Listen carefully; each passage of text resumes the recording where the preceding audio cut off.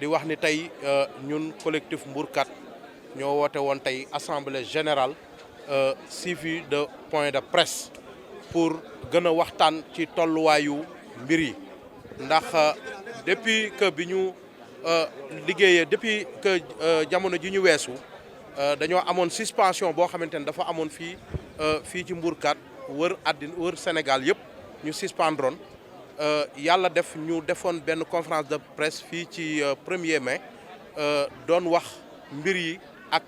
fii jafe-jafe yi am ak ñun fi ñu nekk biñ ko defee après ci la ñu xam ni gis ni que wax dëgg yàlla état bu bees bu ñëwee il faut que mu am état des lieux ñu xool situation yi xool jafe-jafe yi fu mu nekk ak fu mu doon ci boobu ba tey ñu toog di xaar di déglu mais dañoo gis ni depuis boobu ba léegi situation bi bougé wul te ñun Mbourkat ak li nga xamante ni bii jafe-jafe yi ñuy wax ñun ak fi ñu nekk daa bokkul. Mbourkat décret déclassement am mu ngi toll ci 484 hectares ñu répartir ko 3 zones yi ñu ko répartir ñun fii ñu nekk ku ko gis xam ni fii du àll bu xonk cuur ku ko gis xam ni fii ay dëkkuwaay la mu ngi nii foofu mooy 135 hectares ñu amaat beneen zone bu ñu génnee mu toll ci 176 hectares nekk zone de recasement foofu la ñu jëlee ñi nga xamante ne dañoo amoon fii lettre 2006 ñu yóbbu leen ci zone de recasement yi ak li nga xamante ni bii tey jii mooy réaffecté yi nga xamante ni bii moo amoon à Thiès ay jafe-jafe ñu yóbbu leen ci zone de recasement yi ak li nga xamante ni tey mooy délégué de quartier yi ñoom it ñu yóbbu leen foofu ak administration ak yu bëri ñu recaser leen ci zone de recasement yi li nga xamante ni bii mooy 173 hectares boobu nekk ZAC 2 bokkul sax ci ñun ñu gis ni bi ñu dawalee ci benn jamono ñu gis ni dafa amaat beneen décret bu génn mu toll ci 2900 hectares ñu tuddee ko nouvelle ville de Thiès décret boobu ñëw lor waa Mbourkat population Mbourkat ndax foofu biñ ko déclassifié dañoo dégg ni dafa am ay nit yu ñu fa jox ay hectares jox fa ay nit loo xamante ni bii lu bëri la te bokkul ak ñun fi ñu nekk ñuy wax président de la république ak son premier ministre que ni tey foofu nga xamante ni tey mooy nouvelle ville de Thiès buñ ko tëjoon 10 ans ñooñu amuñu problème ndax foofu ay séddale yi ñay la ay ponka la ko seq foofu ña fa am ak ña ko téye ku ci nekk yaa ngi tëdd ci ay immeuble fii ñu nekk nii tey ke benn ku nekk benn terrain nga fi am muy ay jaaykatu caaf nekk ay nit ñoo xamante ni bi ci guddi gu bët setagul la ñu nekk kon président de la république dañ lay wax nga xoolaat bu baax a baax mbir mi ndax population bi jaaxle nañu population bi sonn nañu population bi fatigué nañu Mbourkat ku ko xam te ñu ñëw wax la li nga xamante ni loolu la waa Mbourkat di dund yaakaar naan du yendu ci sa bureau te président de la république doo ko lijjanti ndax xam nañ sa yërmande xam nañ sa xamuk suuf xam nañ li nga xam ci dëkkuwaay gis nañ sa taxawaay yaak sa premier ministre ñu leen di wax ni ñu ngi leen di ñaan ngeen gestu population Mbourkat ak ñi nga xam ne dañ leen tojaloon seen i kër depuis en 2021 toj nañ leen 2014 am na ay nit yu ñu fi toj te ñun tey bu ñuy wax nouvelle ville de Thiès c'est grâce à ñun population Mbourkat grâce à population de Mbourkat moo jur tey nouvelle ville de Thiès jur leneen ak leneen tey ñeneen ak ñeneen ñëw jëriñoo ci am ci loo xamante ni ñun ñi nga xam ne ñoo porté combat bi depuis plus de 20 et quelques années suñuy ñañ ñu ci bëri génn nañ ci àddina am na ñu bëri ñoo xam ne fekkee wuñ ko ci tey bu loraange di am ñun ñoo ci gën a loru kon président de la république ñu ngi lay ñaanaat di la fàttali bu baax a baax fii ñu nekk nii askan wu déterminé ñoo fi nekk askan bu am jom ñoo fi nekk askan bu sonn ñoo fi nekk aussi kon ñu ngi leen di ñaan ngeen teggi seen tànk ci lii nga xamante ni tey mooy Mbourkat di 135 hectares ak zone de recasement yi leneen la ca des nag nañ ko xool nañ ko saytu ba lépp loo xamante ni bii tey ci askan bee ko moom te ñu jëkkati jox ko benn nit ñu saytu ko ba mu leer ñun loolu dañ cee ànd ak ñoom à 100% mais nañu def la part des choses là c'est très important nañ def la part des choses xool ni fii population bee fi nekk fii ay kër a ngi nii ay kër xool leen insécurité bi xool leen fii lu fi nekk terrain boo fi gis am na borom kon fii tey amul kenn koo xam ni gàddu nga fi hectare amul ku ci nekk sa benn terrain sa benn dëkkuwaay foo uuf sa njaboot tey jii ñu ci bëri tey jii fa ñu nekkoon génn nañ leen ñu ngi dëkk ci bâtiment yu yeggul yi fii te ñu ngi koy dund di chaque jour ñuy ñëw ci ñun ñu ngi ñaan képp koo xam ni yaa ngi ñuy dégg te nga mën ci dara ñu ngi lay ñaan nga dugal ci sa loxo ndax ku ci dugal sa loxo it jaamu yàlla la président de la république bu dee yaa ngi ñuy dégg ñu ngi lay ñaan lii nga dugal ci sa loxo régler ko définitivement ñu tourner page u Mbourkat leneen nag lu fu jafe-jafe am ñu lijjanti ko te leeral ko askan wi. identification Descos bi xam nga Mbourkat dafa am noo xamante ni daf ko bindoo ndax tey jii Mbourkat dafa am ay épisodes yu fi xew en 2009 en 2014 ak en 2021 ñu toj fi ay kër jàpp fi sunuy nit tëj leen ci kaso yi ci ay jafe-jafe loolee yëpp tey jii Descos moom moo ko fi defoon en 2021 rasé fi ay kër toj fi jàpp fi ay nit yóbbu leen ci kaso yi et tout am mesure bu génn ñu ne ku jot sa këyit demal Descos nga déposé waa léegi ñun ñi jotul seen këyit nan la ñuy def ñun tey jii nan lañ mën a kii Samba yor këyit Demba yorul këyit nga romb Samba di dem ba Saly di déposer sa kii sa morom mi nga xam ne yéen ñaara àndoon di xeex nga romb ko dem di defi ay formalité loolu aussi buñ ko xoolee dafa nekk loo xamante ni c'est triste loolu dafa ñuy andi séparation bu méttee métti ci ñun bu ñu sañoon tey jii ñëpp jot seen i këyitu kër ñu àndandoo fuñ ñu yabal ñu àndandoo ñun ñëpp ñu def ko beneen bi ci topp commission la ñu yor dem bokk di siéger au niveau de gouvernance lépp lu xew ci Mbourkat muy fii di commission Descos su fekkee na ko les maires le maire de la ville de Thiès fekke na ko tous les autorités yi nga xam ne suuf ak régularisation soxal na la fekke nañ ko ñu toog ñun ñëpp kon tey ñun bu mesure ñëwaatee wala problème ñëw ñun dañuy dem relier wu ci ca gouverneur informer leen pour que aussi ñu jox ñu information bu leer ci par rapport ak lii génn ba ñu demee ci gouverneur daf ñoo xaarloo ni dina ci jokkoo ak yeneen service yi bi ñu demee impôt et domaine ba tey jii mënuñu cee wax lu leer ci cadre mesure bii nga xamante ni bii génn na te ñun dafa am discipline boo xamante ni bii depuis boobaak léegi ci loolee la ñu nekk te ñun li ëpp ci ñun suñuy nit yi nga xamante ni ñoo nekk fii ba tey jotuñu seen i këyit kon ñooñu waxuñu leen. Mbourkat dañ ko doon liggéey ci étape par étape bi ñu demee di liggéey ci étape bii ñi jotoon këyit ak yooyu di dem ba toll nañu ci ñi nga xamante ni bii dañoo tojoon seen i kër raser leen ak ñu bokkoon ci huissier bi ñooñu ñëpp jotaguñu seen i kayit Mbourkat boo calculer lim bi yëpp mu ngi toll ci 3643 loo la plan bi lépp lu mu génnee lu toll ci 2025 jot nañu seen i kayit 2025 jot nañu seen i kayit ay 1000 et quelques moom moo des bugguma tëb wax mu kii parce que tiimuma kii non liggéey bi fi mu yéexee mooy dañoo am suspension boo xamante ni bii dafa am depuis boobaak léegi levé guñu suspension bi pour que nit ñi mën a jot seen i këyitu kër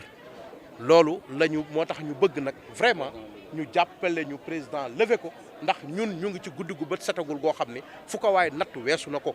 te lépp lu ñu mës a def ci Mbourkat lépp ci yar ak teggin lañ koy defee ci discipline lañ koy defee waaye di sant bu baax a baax la xalif sëñ Maniru Njëgeen bu kër maam El Hadj ndax woo nañu ci semaine bii ñu ñëw ñu dem fa mu jël ñu audience waxtaan ak ñun dalal suñu xel bu baax a baax ñaaxaat ñu bu baax kon ñu ngi koy sant di ko gërëm di sant képp koo xamante ni nag teew na di sant les journalistes gis nañu seen taxawaay bu dul woon ak yéen Mbourkat moom wax dëgg yàlla kenn dootu ko waxati depuis ñu nekk ci Mbourkat nekk ci problème nekk ci guddi gu bët setagul bu ñu demee ba ñu xam ñu au niveau national c'est grâce à vous kon journalistes yi mënuñoo toog fii di wax te duñ leen sant duñ leen gërëm gis nañu sax parfois ñu gis yoo xam ne sax wax dëgg yàlla ñu ngi koy gis président de la république moo ko yor ak son premier ministre Ousmane Sonko ndax Sonko mooy Jomaay Jomaay mooy Sonko kon fu ñu waxee Jomaay dinañ fa teg premier ministre Ousmane Sonko nañ ñu jàppale te yàlla rek tax fii sonn nañu ñun nag li ñu mën ci population bi à chaque fois bu dara dee xew wala mu war a am ñun dinañ defal population bi ndax loolu mooy suñu devoir te loolu mooy suñu cër mais nañ def la part des choses jàng nañ fi kaamil ñaan ci réew mi jàmm ñaanal ñëpp jàmm ñaanal waa Mbourkat yëpp jàmm ak dal ñu ngi sant ñëpp di gërëm ñëpp. C'est avec une légitime fierté que le collectif de Mbourkat a convoqué ici aujourd'hui tous les occupants à une grande assemblée générale suivie d'un point de presse pour mieux partager les nouvelles orientations de la gestion du foncier définies par l'État du Sénégal. Dans le dernier communiqué de presse de la primature portant sur les mesures de suspension de certains lotissements dans les régions de Dakar et de Thiès, il a été indiqué que tous les propriétaires terriens sont priés de renseigner un formulaire d'identification de l'eau et de le déposer au siège de la DSCOS. Cette nouvelle donne a littéralement suscité des réactions, des débats ça et là au sein des populations. Cette pratique mise en place par les autorités en charge du dossier de Mbourkat remet en cause systématiquement le processus déjà enclenché antérieurement. Mesdames et messieurs, chers interlocuteurs, la spécificité du problème de Mbourkat mérite véritablement un traitement spécifique pour permettre à tous les occupants de réaliser le rêve d'avoir une maison. Le collectif, dans ses démarches pacifiques, participatives et inclusives, a toujours accompagné et facilité les autorités locales, administratives et les chefs de services techniques dans leur mission de contrôle, de veille et d'alerte. Ce rôle de presse facilitateur, joué avec courage, loyauté et dignité, a permis aux techniciens du foncier de faire un travail remarquable au niveau du site occupé. Monsieur le Président de la République du Sénégal, Son Excellence Monsieur Bassirou Diomaye Diakhar Faye, Monsieur le Premier ministre Ousmane Sonko, les problèmes de spéculation foncière ont été notés, évoqués exclusivement dans la zone réservée à la nouvelle ville de Thiès. Tandis que le site déjà occupé a restructuré, a régularisé 135 hectares et celle réservée au lotissement d'extension de Mbourkat, aucune dérive ou pratique nébuleuse n'a été notée, relevée, n'est-ce pas? Rien du tout. C'est un acquis que nous demandons solennellement, Monsieur le Président de la République du Sénégal, de consolider au profit exclusif des populations de Mbourkat. Le décret de déclassement de Mbourkat et celui de la nouvelle ville de Thiès n'ont pas les mêmes contenus. C'est différent, totalement différent. Excellence, il est important, voire nécessaire, de s'arrêter un moment pour juste vous rappeler avec insistance que Mbourkat a connu 3 pathétiques séries de démolition sur le même site sans avis préalable. Par les services des eaux et forêts en 2009, la mairie de Thiès-Ouest en 2014, la direction de la surveillance et du contrôle de l'occupation du sol, la DSCOS en 2021. Des peines et soins balayés avec force. Des maisons de tout niveau, RDC, R+1, R+2, etc. ont été réduits au néant. Des épisodes tristes, pathétiques, horribles. Monsieur le Président, les images et les vidéos sur YouTube et dans certaines chaînes de télévision en attestent fermement. Mbourkat était à la une de l'actualité médiatique sénégalaise, voire internationale. Une souffrance inédite. Mais nous rendons grâce toujours au Tout-Puissant Allah. C'est à l'issue de cette douloureuse épreuve de démolition de 2021 que le collectif, en parfaite collaboration avec les victimes, a engagé un huissier de justice pour recenser minutieusement les personnes impactées, suivi d'un rapport succinct établi à cet effet. Malgré les séries d'arrestations, d'intimidations, de répression, tous azimuts, le collectif des habitants de Mbourkat droit dans ses bottes, avaient porté la voix des négociations avec courage et détermination jusqu'à la prise de décision de l'ancien président de la République du Sénégal, son Excellence M. Macky Sall, de signer le décret numéro 2022-1441 du 25 juillet 2022 portant le déclassement de 484 hectares de la forêt classée de Thiès, région de Thiès, pour les besoins de régularisation de la situation des occupants de Mbourkat et d'harmonisation de l'urbanisation des plans polarisés, des zones polarisées. Cette superficie de 484 hectares a été répartie en 3 zones et bien délimitée par des coordonnées géographiques. Le site déjà occupé a restructuré 135 hectares. Le site réservé au lotissement d'extension de Mbourkat, 176 hectares. Le site réservé à l'extension de la ZAC de Thiès, 173 hectares, traités au niveau, n'est-ce pas, de l'urbanisme. Pour donner suite aux dispositions réglementaires de gestion de l'assiette foncière, la commission régionale de conservation des sols, composée de la gouvernance, de la préfecture, des collectivités territoriales, de tous les chefs de service, a impliqué positivement les membres du collectif de Mbourkat, les collectifs des occupants de Mbourkat, dans le processus et la dynamique de restructuration et de régularisation du site déjà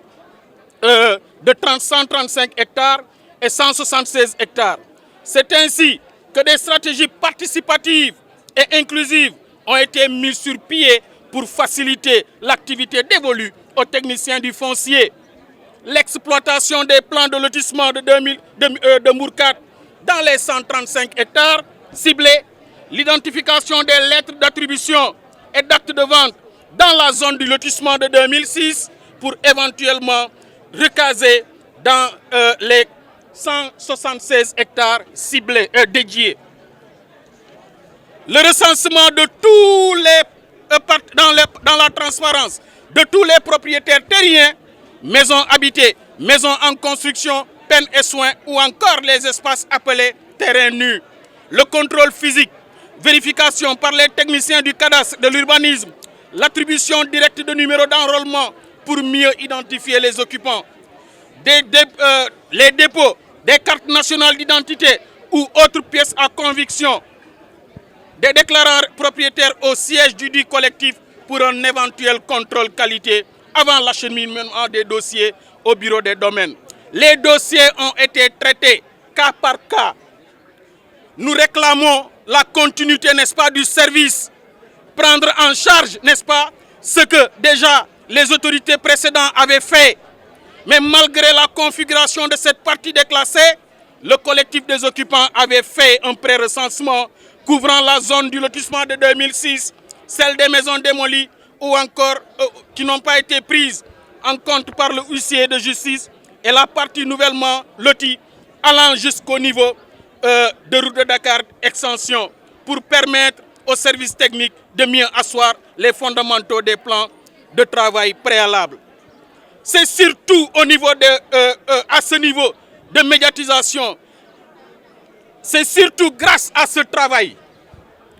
ces efforts remarquables du collectif de Mbourkat que Mbourkat a atteint un niveau de médiatisation et de réputation insoupçonné. Ce collectif a inscrit véritablement Mbourkat dans le marbre de la postérité. Excellence, au regard de tout ce qui précède, le collectif des occupants de Mbourkat vous réitère son souhait de respecter le principe de la continuité du service. Monsieur le Président de la République, Monsieur Bassirou Diomaye Diakhar Faye, Monsieur le Premier ministre Ousmane Sonko,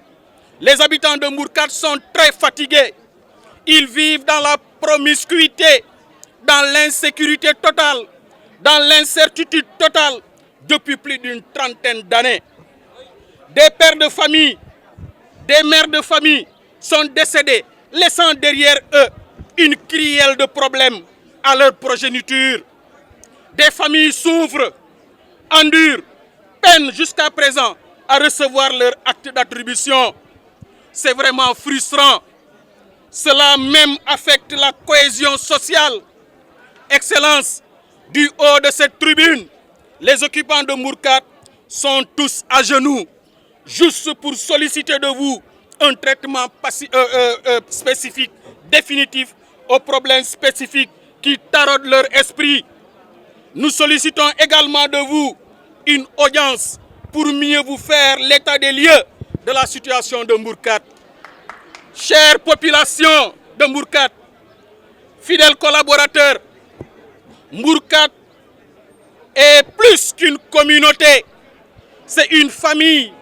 où se rencontrent entre-aide, créativité et ambition. Ensemble, nous avons su construire un espace unique et nous sommes convaincus que l'avenir nous réserve de nouvelles opportunités de grandir et de briller encore davantage. Continuons à avancer unis et déterminés pour porter les valeurs qui nous rassemblent et relever avec passion les défis de l'avenir. Que Dieu nous comble de bonheur et d'inspiration. Merci pour votre engagement et votre énergie qui font de Mbour 4 un lieu exceptionnel où la cohésion sociale occupe une place prioritaire. Merci infiniment au gouverneur de Thiès pour sa disponibilité. Merci au préfet du département pour sa courtoisie. Merci au chef de service technique urbanisme domaine pour leur franche collaboration. Merci également à Global Consulting qui a abattu un travail extraordinaire à Mbour 4. Merci également à nos amis, à nos fidèles collaborateurs, aux organes de presse pour leur soutien indéfectible.